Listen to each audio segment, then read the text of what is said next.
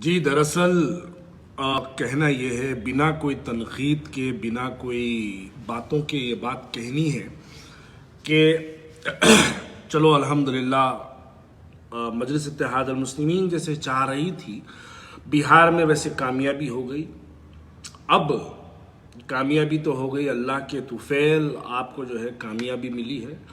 तो अब अल्लाह के घरों की बात की जाए, सेक्रेटेरिएट की 2 मसाजिदें जो कि अक्टूबर की सेकेंड वीक में जिसकी संगे बुनियाद रखने का वादा, भरोसा, यकीन, तवक्कुन सब कुछ दिलाया गया था, असेंबली में तारीफ़ें की गई थी। उसके बाद अखबार एहतमाद में और 4 TV में इश्तिहारात छपे थे और कुछ मुरीदैन जो है वो जश्न भी मना लिए थे कि सेक्रेटेरिएट की मस्जिदें देखो, 100 कामा बोलने से कुछ नहीं होता, साहब से ही काम होता बोले थे। साहब का काम क्या हुआ नहीं मालूम।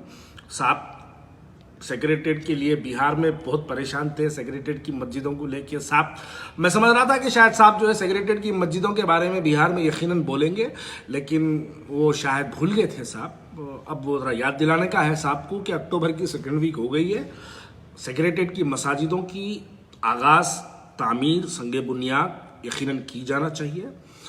अब मैं वाज़ेह तौर पे कह रहा हूं, सेक्रेटेरिएट की मस्जिदों के लिए अगर इस वक्त फौरी तौर पर हुकूमत का अगर कोई ऐलान और मजलिस इत्तेहादुल मुस्लिमीन का अगर ऐलान नहीं आया तो याद रखो, हैदराबाद की तारीख में वैसा एहतजाज शायद आप लोगों ने कभी नहीं देखा होगा। वो एहतजाज हम आपको करके दिखाएंगे, भले ही उसके लिए अगर मेरी जिंदगी जेलों में गुजर जाए, भले ही उसके लिए अगर मेरे सीने पे और सर पर मस्जिद के लिए अगर गोली भी लग जाए, मैं एहतजाज करूंगा।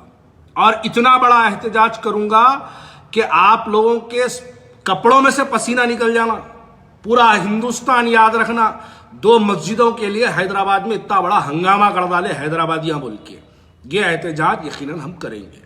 हम आपकी बात मानकर, हम कोर्टों से, एहतजाजों से, हर मुतालबे से हम आपकी हर बात को यकीन मानकर एहतजाज बंद कर डाले। हम आपकी बात को यकीन कर कर कोर्ट के फैसले को जो है हम पेंडिंग कर डाले। हम आपकी बात को मानकर, आपकी असेंबली में दी हुई इंटरव्यू को मानकर हम खामोश बैठ गए। लेकिन अब क्या खामोश कब तक बैठेंगे? हाथों में क्या आखिर जो है अब मेहंदी लगा लेके घरों में बैठ जाएंगे? मस्जिदों के लिए आवाज उठाओ साहब, नहीं तो ख्वाजा बिलाल यकीन मानो अकेला जो है पुलिस की लाठियां गोलियां खा के मरने के लिए तैयार है। मस्जिद के लिए आप फौरन हैदराबाद की आवाम को मस्जिद का वहां पे दोबारा संगे बुनियाद रख के दे देना। अगर आप नहीं रख के देखेंगे, याद रखो, पुराना शहर हैदराबाद फिर कर्फ्यू की नजर हो जाएगा। यह भी याद रखना मेरी बात को। मैं कोई जो है बड़ी बात नहीं कर रहा हूं, लेकिन अगर एक मर जाऊंगा खाली मैं, तो हैदराबाद में मेरे मौत को देख के, कोई मेरी तायद में नहीं, लेकिन मेरी मौत को देख के शायद लोग एहतजाज तो करेंगे रोडों पे उतर के। इसलिए कह रहा हूं कि मस्जिद के लिए फौरन संगे बुनियाद रखिए, मस्जिद के लिए काम करिए। बहुत नाच लिए, थक गए आप। असद साहब जितने बिहार में तकरीरा करे, उसके अगर आधे फोना भी अगर कर डाले, सेक्रेटेरिएट की मस्जिदें बन जाती। आप जितना फिरे, आपके जितने लोग जाके बिहार में कैंपेनिंग करे, अगर उसके आधे लोग भी अगर जो है सड़क पे हैदराबाद की उतर के अगर एहतजाज करे, तो मस्जिदें बन जाती। अब मैं बातें ज्यादा नहीं कहना चाहता भाई। अब वो बातें बिहार में क्या हुआ क्या नहीं हुआ, चलो खैर, चलो जो हुआ हुआ ठीक है। अब एक बात सवाल रखना चाह रहा हूं, अब आवाम को समझ जाओ, थोड़ा सा एक सवाल रखता हूं। बिहार में रानीगंज मजलिस इत्तेहादुल मुस्लिमीन एक अपने उम्मीदवार को रानीगंज में उतारी। रानीगंज में आरजेडी का उम्मीदवार हारा, बीजेपी का, जेडीयू का जो है वहां पर उम्मीदवार जीता। कितने से जीता? 2300 से जीता। और एमआईएम का कैंडिडेट रानीगंज का 2412 वोटा लिया।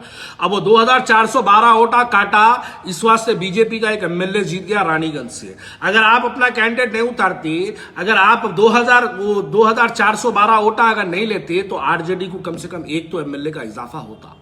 ऐसे बहुत से मसाइल है जो वक्तन फख्तन आपके सामने रखेंगे, आपको सुनाएंगे, आपको बताएंगे। भले ही आपके लोग बुरा मानो, भले ही आपके मुरीदेन जो है गलत समझो उस बात को, लेकिन बोलेंगे, बराबर बोलेंगे। खैर वो छोड़ो, बिहार को मारो गोली। हैदराबाद की सेक्रेटेरिएट की 2 मस्जिदों के लिए मजलिस इत्तेहादुल मुस्लिमीन जो हैदराबाद के मुसलमानों की यकीन दिलाई थी, उस यकीन को मुकम्मल करने का वक्त आ गया। अक्टूबर की सेकेंड वीक बारिश बोल के खामोश बैठ गए, चलो शहर डूब गया, लोगों के घरों में पानी घुस गया बोल के खामोश बैठ गए थे। चलो बिहार गए थे, उस वक्त भी खामोश बैठ गए।